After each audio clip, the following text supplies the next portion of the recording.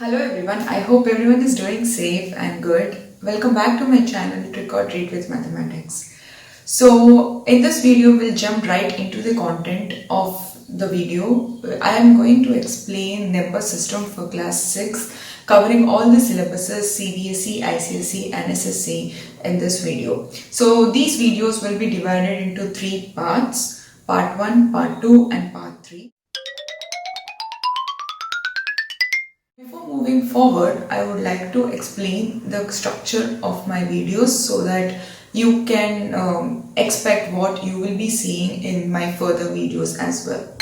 So the first thing I would do in every video is to do a quick recap of what happened earlier in the previous video, and then I will delve right into the topics that I will be discussing in this video.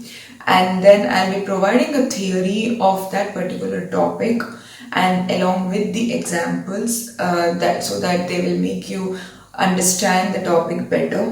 And then I will also give you a few assignment problems for you to solve so that you will know what you understood out of this video.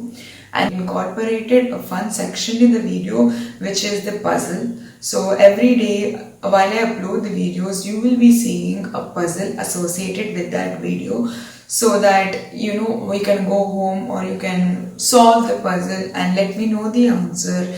So this is how the structure of my videos would be going forward. If you really like a video, then please do like the video, share the video with your friends, your colleagues, and I request you to subscribe to my channel so that it will be a lot of help for me to grow. Without wasting any more time, let's jump right into the topics that I will be discussing for the day. So in today's video, I will be covering number system or numbers for that matter. It's also called playing with numbers and understanding numbers in several different textbooks. But I will be starting our video with a quick recap on what you know about numbers until 5th grade or until 5th standard. So I believe you were already exposed to numbers starting from 0 to 9999, which is the largest 4-digit number. So I believe this was already taught to you in your elementary school, then or until 5th standard. Then also the operations on numbers such as addition, subtraction, multiplication and division. You should have been exposed to the negative numbers which comes towards the left hand side of the number line, which are -1, -2, -3 and so on. So I believe you are already familiar with the concept of place value of number. And fractions, you might have already been familiar with fractions, 1/4, 2/3, etc. And I believe you are exposed to decimal system or decimals, that is 2.5, 3.4, etc. And along with that, factors and multiples of numbers is something that would have been covered in your previous classes. So without further ado, let's delve right into the first topic of today, which is introduction of large numbers. So as discussed previously, now let's start with today's topic. First topic of the day, that is large numbers. So you must have already known about 4-digit number. Okay, that is 1000 to 9999. So how did we come up with 1000? The next number after 999, which is the largest 3-digit number. So 1000 to 9999 are the 4-digit numbers. So we calculated the next number from 999 plus 1. That is the smallest 4-digit number. This is the basic concept. You must be wondering what will come after 999. And then we know for a fact that if we add 1, we will be getting a 4-digit number that starts from 1000. And in the same way, if we keep on adding 1 to 1000, it will be 1001 plus 1 will be 1002. And if we go on adding, we'll be getting 9999 as the last number. That is nothing but the largest 4-digit number. So using this concept, we will be solving 5-digit number, 6-digit number and 7-digit number. So now 5-digit number. We know from previous lecture that the largest 4-digit number is 9999. Now, if we add 1 to this, it will become 10000. And this is nothing but the smallest 5-digit number. So 9999 plus 1 gives you 10,000. That is nothing but the smallest 5-digit number. I will give you what all these are called in a separate slide or section, but this is the smallest 5-digit number.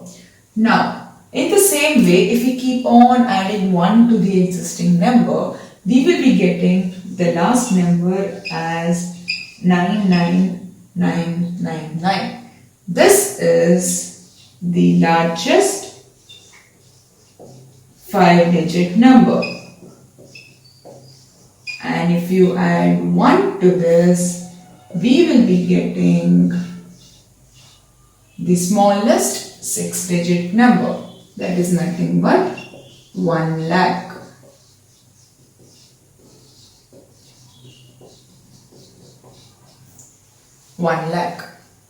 Okay, so this is how you calculate the largest and the smallest 5-digit, 6-digit number. In the same way, then we can also calculate the largest 6-digit number, smallest 7-digit number and the largest 7-digit number. So this is the introduction to large numbers. Now, as I discussed before, these are the smallest and the largest 5-digit, 6-digit, 7-digit and 8-digit numbers. So the smallest 5-digit number is called as 10,000 and the largest 5-digit number is 99,999.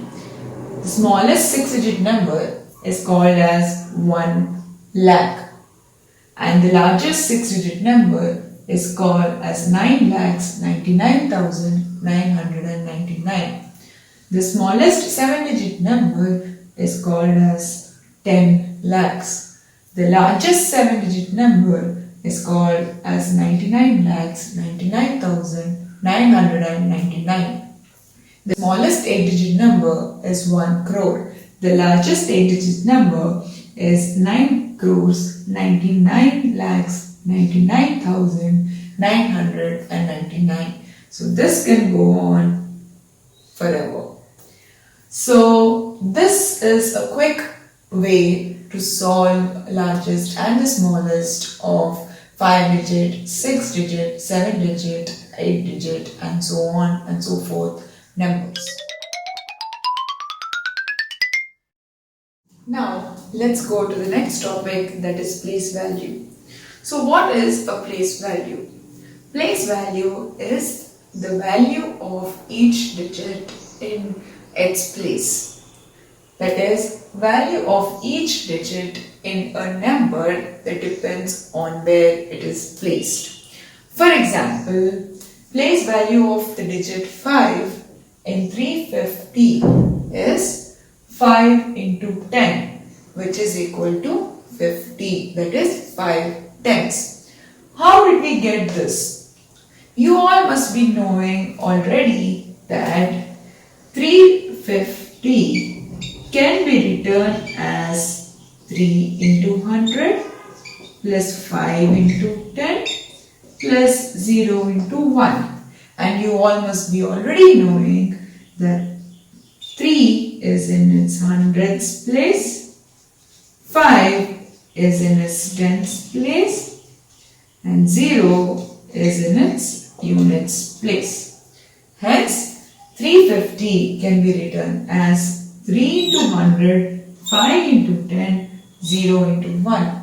So, if anyone asks you a question, what is the place value of 5 or a digit, any digit in a number, in a large number, then you can expand this and you can multiply that digit with its place value, that is place, which can be 1000, 100, 10, units, 10,000s, lakhs, etc.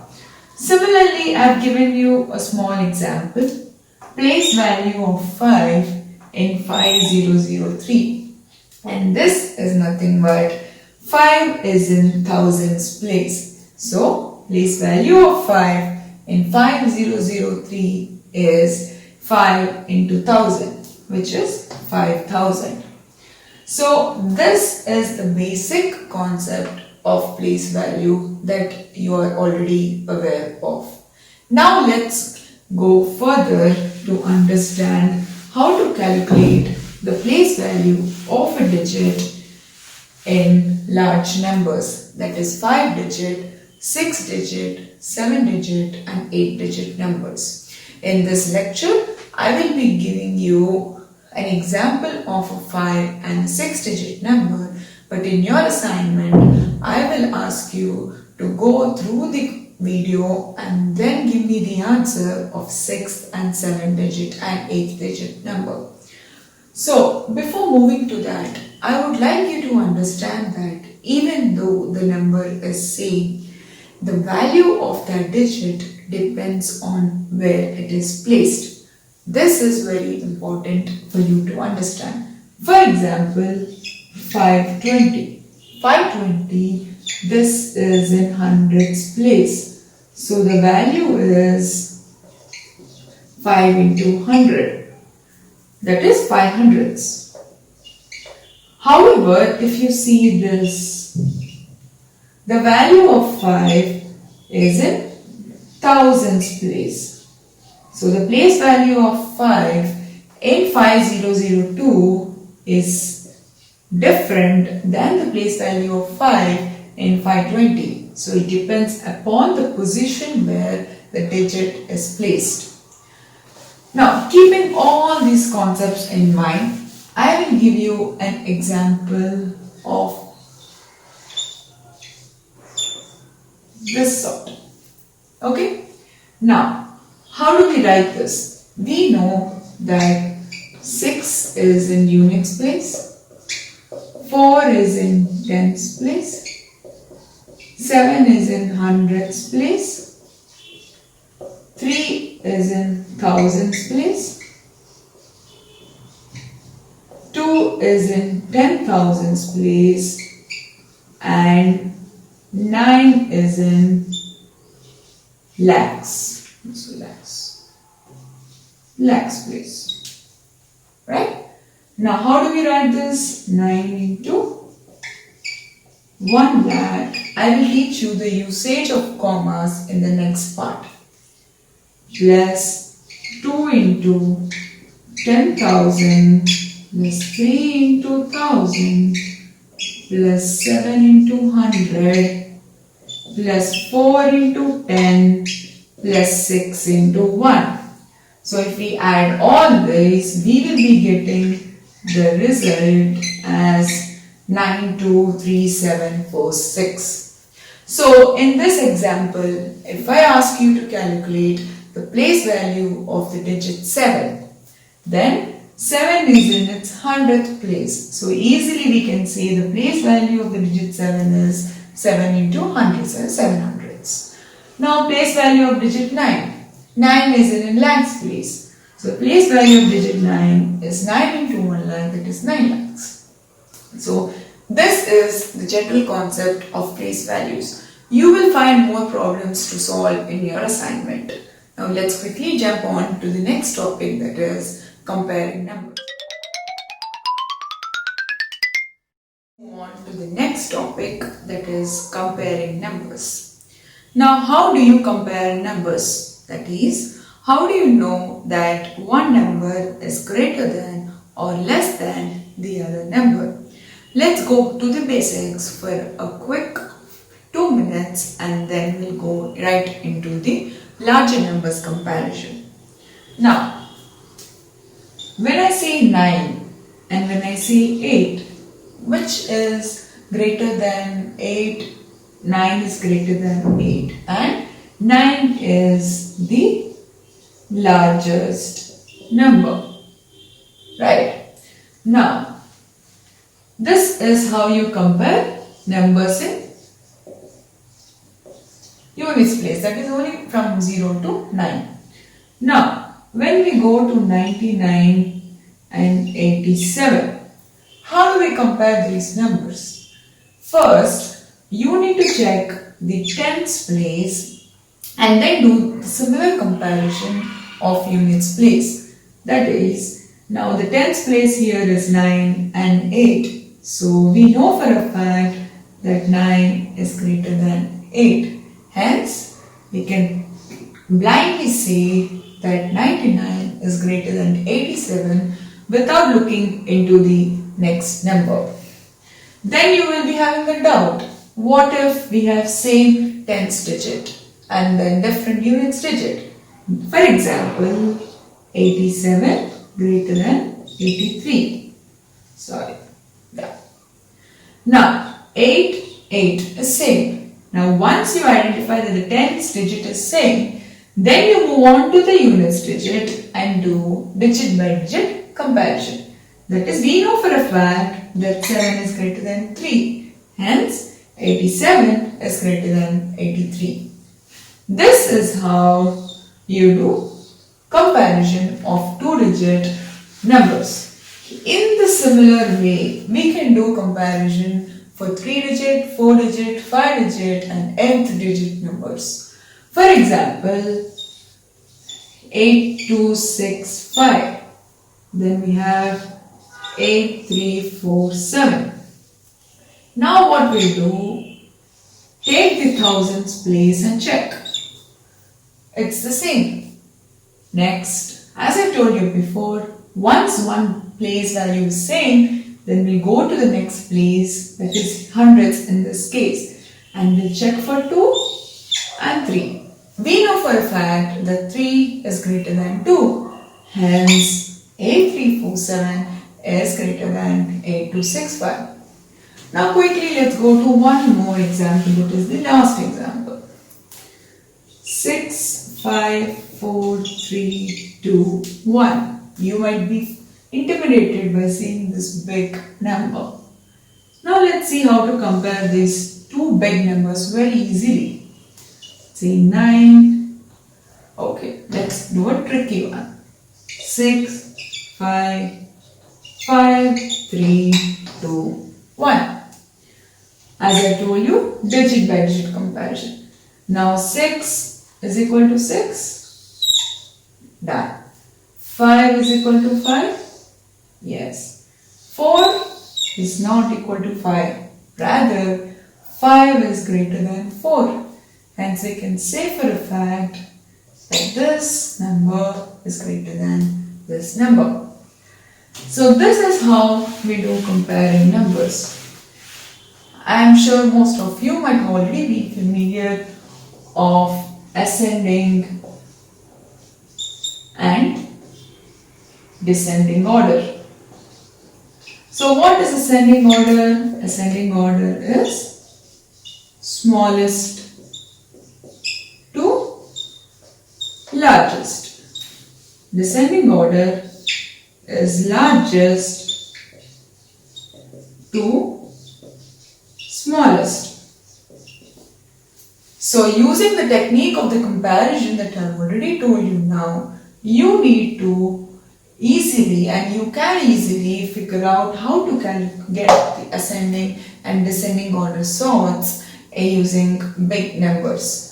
So ascending order is smallest to largest, descending order is largest to smallest.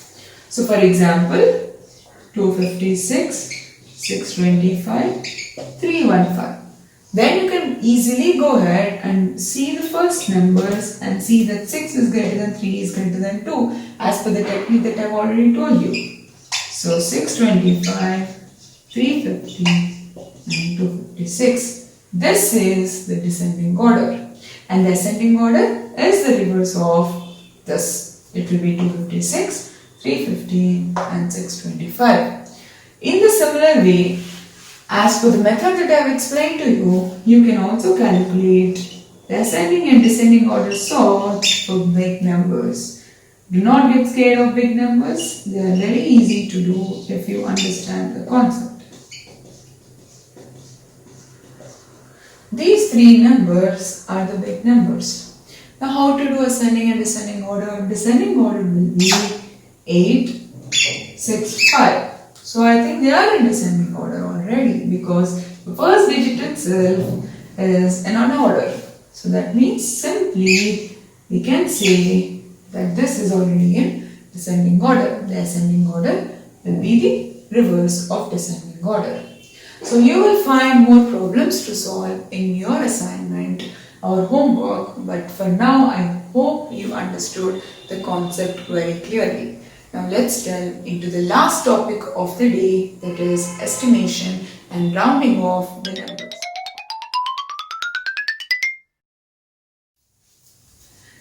Now let's get into the last topic of the video, that is estimation of numbers. Now why do we use the concept of estimation?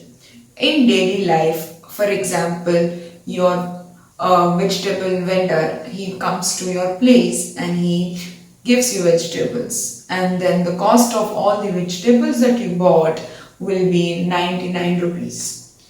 But what we do is sometimes we might not have change. Then we will convert that 99 into 100 rupees and then we will give a 100 rupee note to the vegetable vendor. That is nothing but we are rounding off the number 99 to its nearest 100 digit, that 3 digit, that is 100 rupees. Estimation is an approximation, that is close by number, nearby number, but it is not the exact answer. Whenever we use estimation, it means that we are not looking for an exact answer. We are looking for an approximate, that is close or the nearer value of that number. So this is the difference that you need to understand while solving estimation or while using these techniques in your day-to-day life. Let's go into estimation of numbers. Before that, you need to understand that in your questions or in any of the exams, estimation will usually be using words such as approximation or approximately, over, above will be used for estimation of numbers. Okay, so approximately 50, over 100, about 25 feet.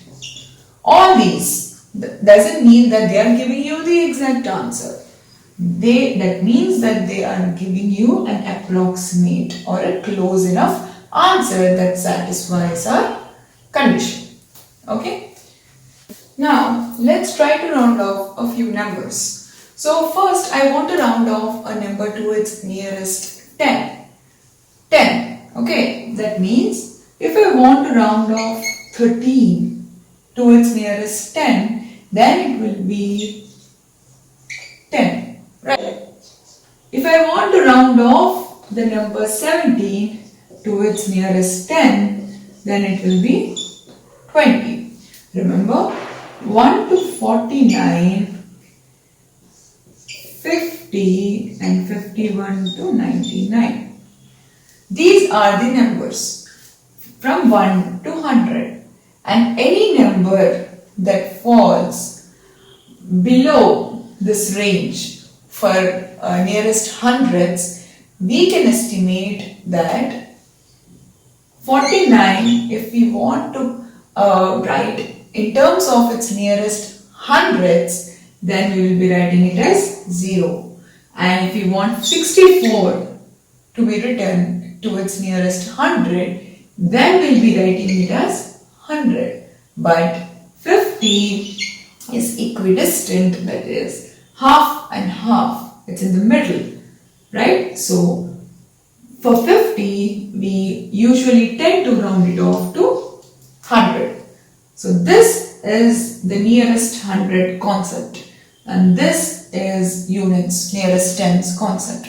In the similar way, if you want to round off, say 255 to its nearest 100, then you will definitely round it off to 300 because it falls in the range 55, 51 to 99. Then if you want to round off 243 to its nearest 100, then it will be 200 because it falls in the range 1 to 49. Now, in the same way, now let's try to round off 4545. We know for a fact that this is about 500. So how do we round it off to the nearest 1000? It will be 5000 because 545 is greater than 500, right? But if you have 4500, you can also round it off to 5000 based on our discussion earlier. So this is how you round off thousands places. In the similar fashion, you can round off 10,000s, lakhs, etc. Now, let's try to perform addition, subtraction and multiplication on these rounded off numbers. But beware, if they ask you to round off or provide an estimate using this rounding of numbers in the question, then only you need to do it. If not, please follow the original method of multiplication. Now, let's try to do some operations by rounding off numbers. For example, let's say I want to add these two numbers, right? I can rather, if I round off 64 to 60 and 36 to 40, it's nearest 10, and then add. Okay. Now, if I want to add 862 and 48, or you can say 47, and I want to round it off to 860 and 50, because I am rounding off to its nearest 10. You will get an approximate value, but if they ask you in the question to approximate or to round off, to estimate the value by rounding off the numbers, then you do the estimation based on this method. Now, in the similar fashion, we can do multiplication.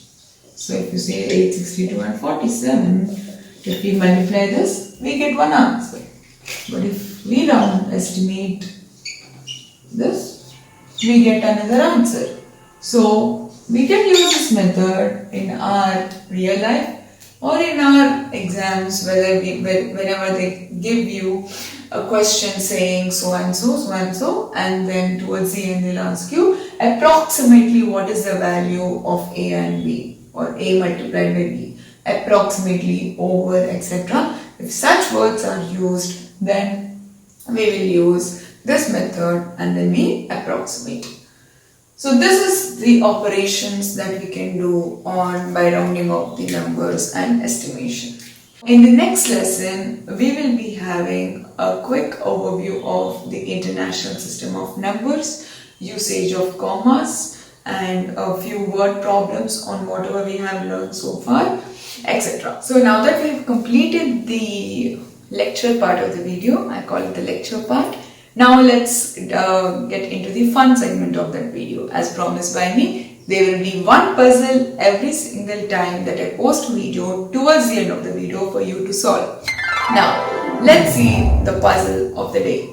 So I am a 3-digit number. My second digit is 4 times the third digit, and my first digit is 3 less than the second digit.